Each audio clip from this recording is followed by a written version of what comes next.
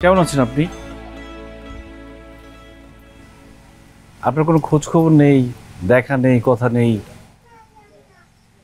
আমি কি ভুল কিছু করেছি? আপনি ভুল করেননি, ভুল হয়তো আমার হয়েছে।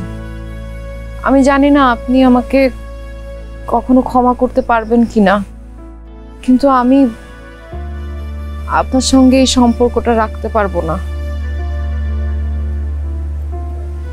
মানে এসব কি বলছেন আপনি? বাবা আমাদের সম্পর্কের কথা জেনে ফেলেছে।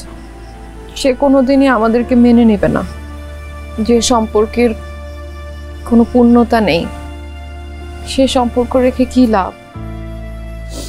তার থেকে বরং আমরা সম্পর্কটা শেষ করি, এটা আমাদের দুজনের জন্যই ভালো। কিন্তু আপনি এটা ভাববেন না কখনো যে আমি আপনাকে ভালোবাসি না। ভালো থাকবেন।